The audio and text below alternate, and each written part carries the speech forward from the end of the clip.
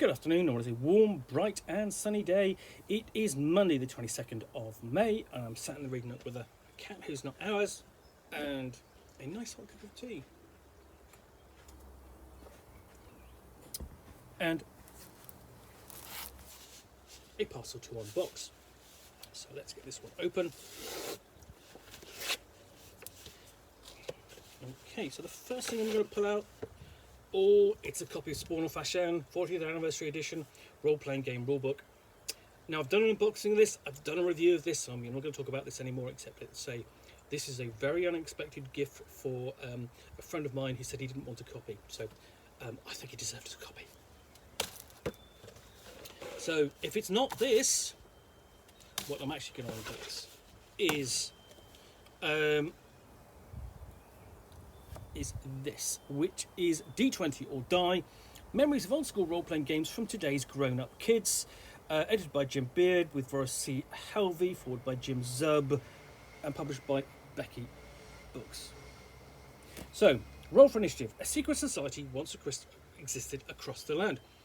A roving band of thrill seekers who defied the convention pursuits of their elders to take on new personas in strange adventures that would shock the world. In basements, on back porches, and under barn roots, they rolled the dice to decide their fates, hungry to play the ultimate games of chance.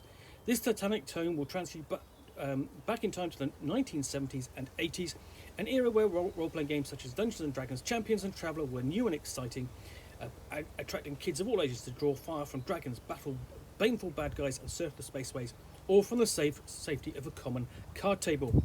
In D20 or Die, writer-editor Jim Beard acts as a game-playing guru as he expands his memory from today's grown-up kids series of pop culture reminiscences to crack the covers of the classic old-school tabletop role-playing games of legend and lore.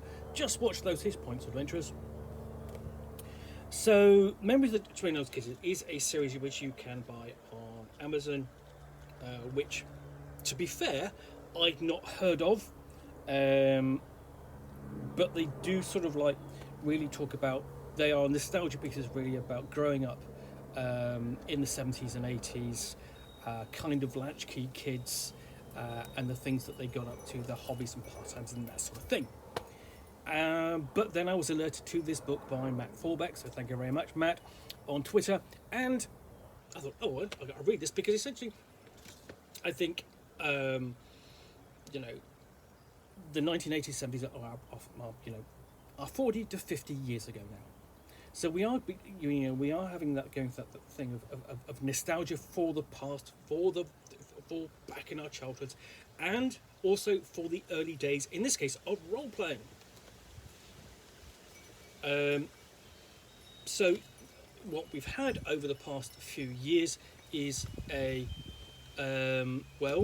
lots of books about the history of role playing. So we've had John Peterson's latest book, the game Wizards, and then its companion piece, Slaying the Dragon by Ben Riggs, and then John Peterson's book previous to that explored the history involvement of the role-playing game. Looking at the idea of what a role-playing game could be and what it was. So this is actually really a series of essays. Chaos Machine, Why We Place the Forward. It all starts with an ogre. The stories we told. Do you have the latest Dragon magazine?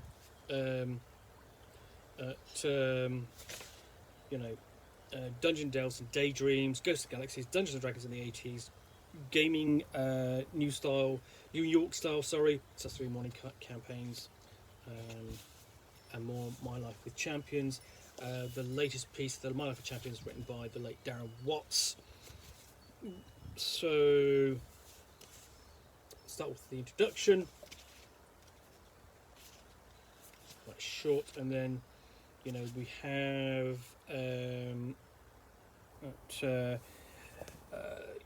at the end of it, you've got a bit of a thumbnail biography of the contributor, and then all about Bob, an introduction. There's an interesting sort of like it says here.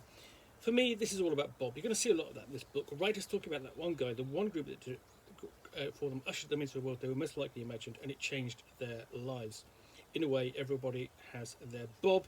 My Bob was actually two guys, Stuart and Paul, whom I have not seen in about 40 years. They would have been about 10 years older than I am. I doubt they're probably not gaming anymore. They're long since given up, if they are still either alive. But they were connected to my mother, following my divorce. Sorry, following her divorce. I'm not my divorce, I was 12. And they would tell me about this wonderful world of Dungeons and Dragons at a big dungeon under Lake Geneva, and it sounded fantastic.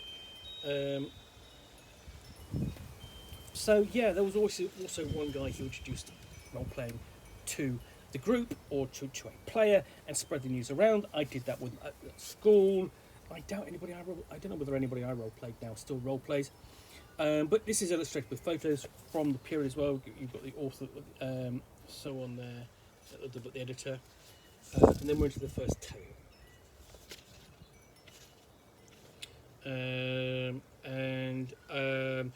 Then we have things too busy to having fun in it to satanically panic, because this is covering a period of at the time essentially of the moral panic, the moral response to heavy metal and rock music of the period, and also to Dungeons and Dragons, which would lead ultimately to Dungeons and Dragons, the controversy around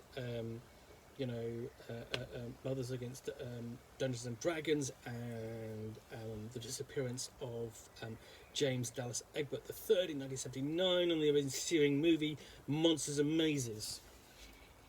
So this is putting the sort of the situation in context. My golden age of Dungeons and Dragons, we all had them. I still like to play a whole lot more Dungeons and Dragons. I'm not playing that at the moment. So on, we have stories we told, because obviously role-playing is all about telling stories. We enact the stories as much as we tell them through the dice and through our personas. And for any question, every month do you have the latest Dragon magazine? Back when you could go and buy magazines, you can today, but it's difficult. They're generally they're not on the shelves of your local news agents where they once was. I'd use a stick or something, that kind of tale where how do I solve this problem? I know, I use a stick or something. And then we have V&V and V&V and V&V and V&V years ago. Villains and Vigilantes was the superhero role-playing game, not the first, but probably the first sort of popular one alongside Champions. And the Villains and Vigilantes was designed, but you would create characters based around yourselves, at a clearing in the woods by a small pond, playing outside. West of the moon, east of the sun,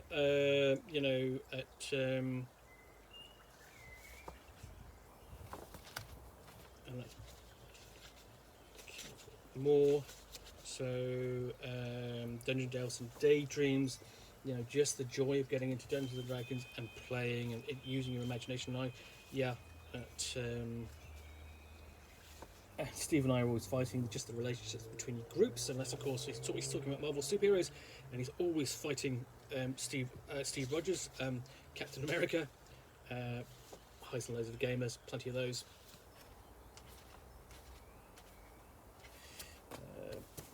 Golden Treasure. Ghosts and Galaxies, looking at sort of like beyond Dungeons and Dragons and the games sort of played.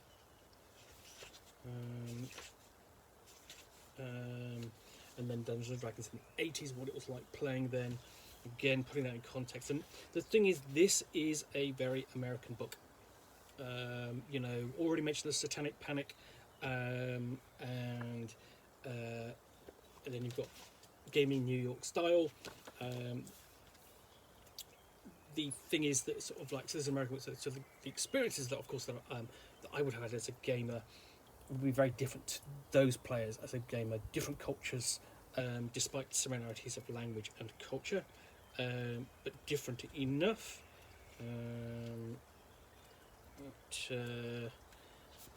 history check.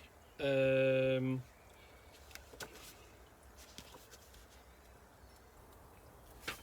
game of champions, and champions will figure again. So ultimately what you've got here is a book of memories about playing in their childhood. It's a nostalgia piece, and the good times that the players had with it. And you know, it's great to have that in print. It's great to be able to read about that, and also to share these stories. So you know, My Life with Champions, of course, Darren Watts, and reminiscent. Also, you know, at the same time, reminiscence about the same time, about your own memories, and of course, at the end we have Memento Mori, of course, a piece for Darren Watts. At the end, acknowledgements.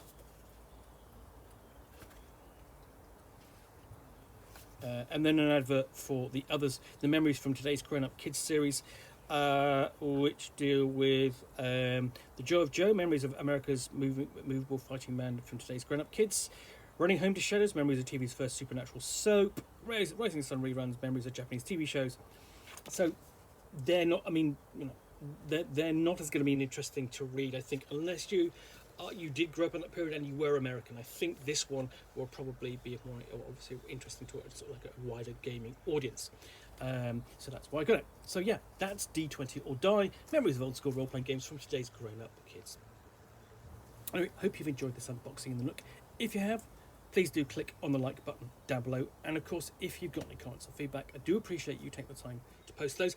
And lastly, if you want to be alerted to get more unboxings in the Nook, where you will see me out here with a package containing a book or game, in this case a book and a game, but definitely not this again, probably, which I will unbox and chat about to the best extent of my knowledge for roughly 10 minutes or so, all of course accompanied by a nice hot cup of tea.